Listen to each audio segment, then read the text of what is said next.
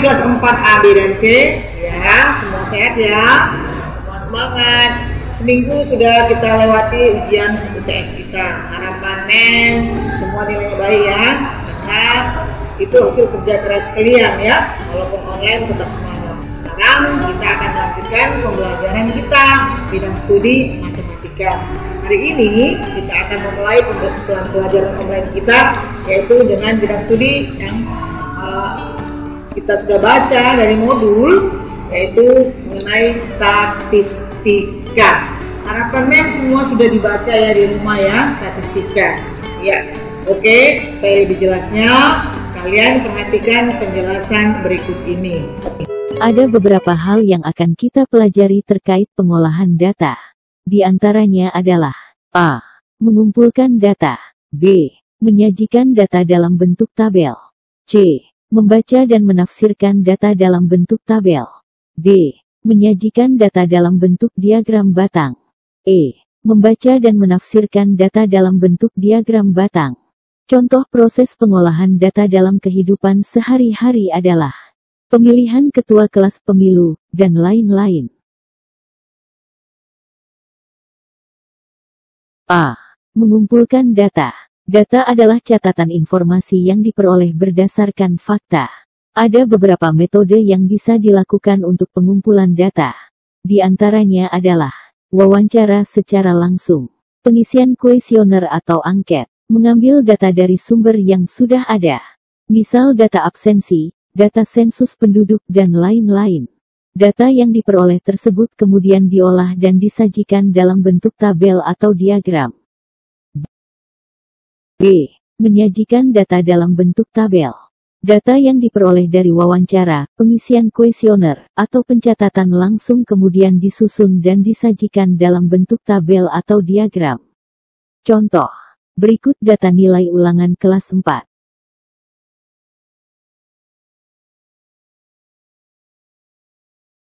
Selanjutnya kita akan mengelompokkan nilai yang sama. Biar mudah kita urutkan dari yang terkecil. Nilai 5 ada 2. Nilai 6 ada 3. Nilai 7 ada 5.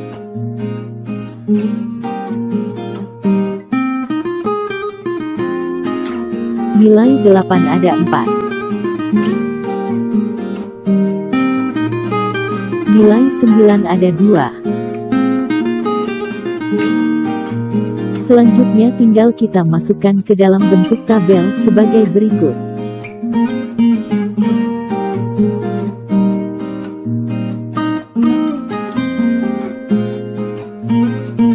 C. Membaca dan menafsirkan data dalam bentuk tabel. Ada perbedaan antara membaca dan menafsirkan data. Membaca data adalah menyebutkan informasi yang tertulis pada tabel. Menafsirkan data adalah menemukan info lain yang tidak tertulis pada tabel tersebut. Untuk lebih jelasnya perhatikan tabel berikut ini. Contoh membaca data adalah, yang mendapat nilai 9 ada 2 siswa. Yang mendapat nilai 7 ada 5 siswa. Contoh menafsirkan data adalah, nilai tertinggi adalah 9. Siswa yang mendapat nilai kurang dari 7 ada 5 siswa. Jumlah siswa adalah 16 anak.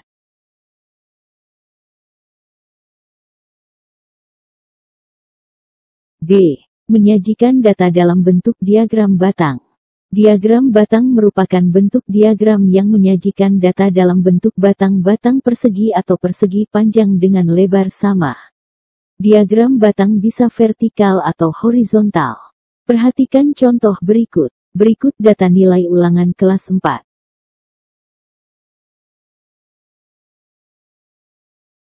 Kita akan mengubah tabel tersebut menjadi bentuk diagram batang.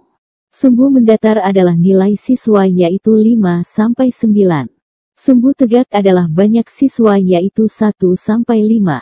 Kemudian kita buat diagram batang dari nilai terkecil. Yang mendapat nilai 5 ada 2 siswa.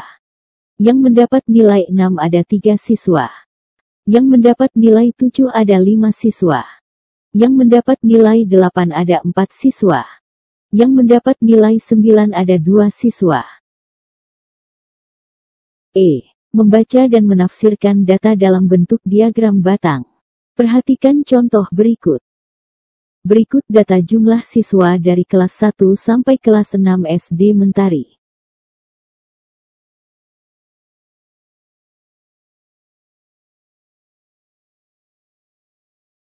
Berdasarkan diagram batang bisa disimpulkan sebagai berikut. Jumlah siswa kelas 1 40 anak. Jumlah siswa terbanyak adalah kelas 3 yaitu 50 anak. Kelas 1 dan kelas 4 mempunyai jumlah siswa yang sama yaitu 40 anak. Jumlah seluruh siswa adalah 40 plus 45 plus 50 plus 40 plus 35 plus 60 sama dengan 240 anak.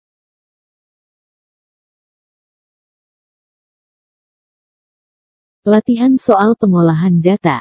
Soal nomor 1. Perhatikan data berat badan dalam kek siswa kelas 4 berikut. Sajikan data tersebut dalam bentuk tabel dan diagram batang. Yang mempunyai berat 35 kg ada 2 siswa. Yang mempunyai berat 36 kg ada 3 siswa.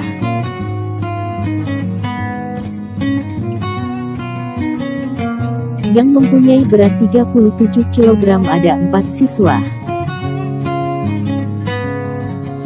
Yang mempunyai berat 38 kg ada 5 siswa. Yang mempunyai berat 39 kg ada 3 siswa. Yang mempunyai berat 40 kg ada 3 siswa.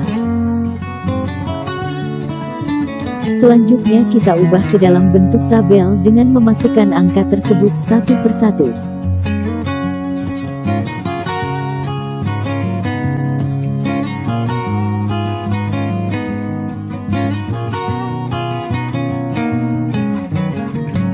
Kemudian selanjutnya kita diminta mengubah ke dalam bentuk diagram batang. Caranya sama, tinggal bentuknya kita ubah dari tabel jadi batang.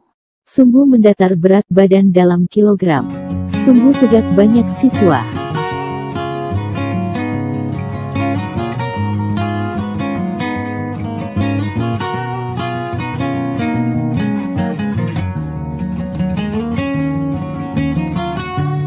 Soal nomor 2. Perhatikan tabel banyak pengunjung kebun binatang selama 1 minggu berikut ini. Pertanyaannya adalah: A. Pada hari apa jumlah pengunjung paling sedikit? B. Berapa jumlah pengunjung pada akhir pekan, Sabtu Minggu? C. Berapa rata-rata pengunjung per harinya? Jawab. A. Berdasarkan tabel di samping, jumlah pengunjung paling sedikit adalah hari Selasa yaitu 19 pengunjung. B. Jumlah pengunjung pada hari Sabtu dan Minggu adalah 40 plus 50 sama dengan 90 pengunjung. C. Rata-rata pengunjung per hari tinggal kita jumlahkan saja pengunjung dari Senin sampai Minggu kemudian kita bagi 7. Rata-rata sama dengan 25 plus 19 plus 35 plus 30 plus 25 plus 40 plus 50 dibagi 7. Sama dengan 224 dibagi 7. Sama dengan 32 pengunjung.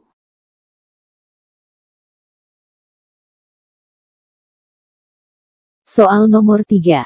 Perhatikan pernyataan-pernyataan berikut. Banyak siswa kelas 1 adalah 26 orang, terbanyak. Banyak siswa kelas 2 dan kelas 5 masing-masing adalah 20 orang. Banyak siswa kelas 1 dan kelas 3 adalah 50 orang. Selisih siswa kelas 1 dan kelas 6 adalah 2 orang. Jumlah seluruh siswa adalah 134 orang. Pertanyaannya: A. Berdasarkan data tersebut maka buatlah diagram batangnya. B. Kemudian berapa selisih siswa kelas 5 dan kelas 6? C. Berapa jumlah kelas 3 dan kelas 4? Jawab. Kelas 1 sama dengan 26 orang. Kelas 2 sama dengan 20 orang. Kelas 5 sama dengan 20 orang. Karena kelas 1 ditambah kelas 3 sama dengan 50 orang. Berarti kelas 3 sama dengan 50 dikurangi 26 sama dengan 24 orang. Selisih kelas 1 dan kelas 6 sama dengan 2 orang. Sehingga kelas 1 dikurangi kelas 6 sama dengan 2. Kelas 6 sama dengan 26 dikurangi 2 sama dengan 24 orang. Jumlah seluruh siswa adalah 134 orang. Maka kelas 1 plus 2 plus 3 plus 5 plus 6 sama dengan 114 orang. Sehingga kelas 4 sama dengan 134 dikurangi 114 sama dengan 20 orang.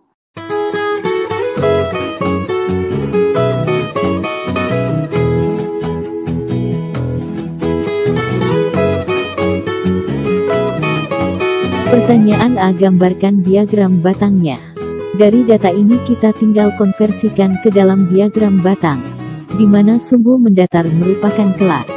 Sumbu tegaknya merupakan jumlah siswa.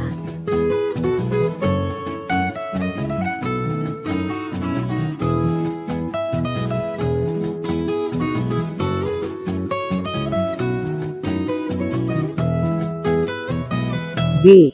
Selisih kelas 5 dan 6, yaitu 24 dikurangi 20 sama dengan 4 orang. C. Jumlah kelas 3 dan 4, yaitu 24 plus 20 sama dengan 44 orang. Berikut ada latihan soal untuk di rumah. Silahkan dikerjakan, jika ada pertanyaan bisa ditulis di komentar.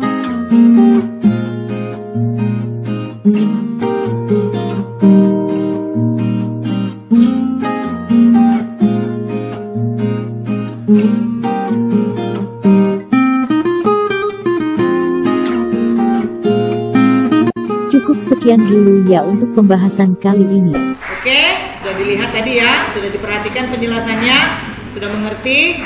Ya, kalau belum mengerti anak-anak, ulang sekali lagi videonya, putar sekali lagi videonya supaya lebih mengerti. Kalau sudah mengerti, perhatikan kembali modul kalian ya. Nah, di sini Mem meminta kalian mengerjakan dari buku latihan, buku pinjaman kalian yang ini ya nak, ini ya. Iya. Kalian buka halaman 132 ya. Dan 133. Oke, di situ nomor 1 sampai nomor 6. Nomor 1 sampai nomor 6 di modul ya anakku. Sekarang lihat. Ini mari berlatih 1, ada di situ gambar diagram batang. Dan pertanyaannya yang halaman 133. Oke? Lihat. Tentukan jumlah siswa yang mendapat nilai 7 katanya. Di sini, kalian perhatikan, ini yang ke atas ini adalah banyak siswa. Sementara yang mendatar ini adalah nilainya. Katanya ditanya di situ nomor 1. Tentukan jumlah siswa yang mendapat nilai 7. Lihat kemari ini nilai 5, 6, 7, 8, 9, 10. Ini siswanya berapa ya? Ke atas 1, 2, 3, 4, 5 sampai 10. Sekarang banyak nilai 7 berapa siswa? Berarti kita lihat 7 adalah yang biru. Tarik ke atas. Tarik garisnya ke samping. Ada berapa orang? Ada berapa? 4 siswa atau 4 orang anak ya nak. Berarti yang mendapat nilai 7 dari sini kita jawab ya adalah 4 orang anak atau 4 orang siswa. Begitu dibaca dulu tabelnya. Oke. Nah, sekarang lihat yang satu lagi. Iya. Mari berlatih 2. Mari berlatih 2. Oke, ini adalah mari berlatih 2 ya nak. Halaman 135 ya. Di modul nggak Mem bikin situ ya. Nah, dia mari berlatih 2. Kalian kerjakan di sini kan adalah data dari tinggi badan siswa kelas 4 SD. Ini kalian bentuk dulu dalam bentuk tabel ya. Buat dulu dalam bentuk tabel. Urutkan dari yang paling kecil. Ya, tinggi badan yang paling kecil terus sampai ke bawah yang paling besar. Sudah dapat diurutkan. Pertama tabelnya ya, tinggi badan, baru banyak siswa, buat banyak siswa. Jadi kalau sudah dapat kalian, nanti di situ nampak dia. Setelah kalian buat tabel, tuliskan data tersebut ya dalam bentuk tabel. Yang kedua, tentukan hasil pengukuran tertinggi. Kalian lihat dari situ mana hasil pengukuran tertinggi atau yang paling tinggi badannya paling banyak, paling besar ya. Nanti kita lihat setelah kalian buat tabel, kalian dapat itu siapa yang paling tinggi. Baru yang ketiga, tentukan hasil terendah, nampak dia. Dan tentukan jumlah siswa yang mempunyai tinggi badan 133 cm. Berapa orang dia ya nak. Baru yang kelima, tentukan jumlah siswa yang mempunyai nilai tinggi lebih dari 134. Kalau dia lebih dari 134 berarti 135, 136 dan seterusnya berapa siswa. Oke, selamat belajar. Oke ya, selamat belajar, udah diperhatikan tadi anak. Ya, Tuhan Yesus memberkati.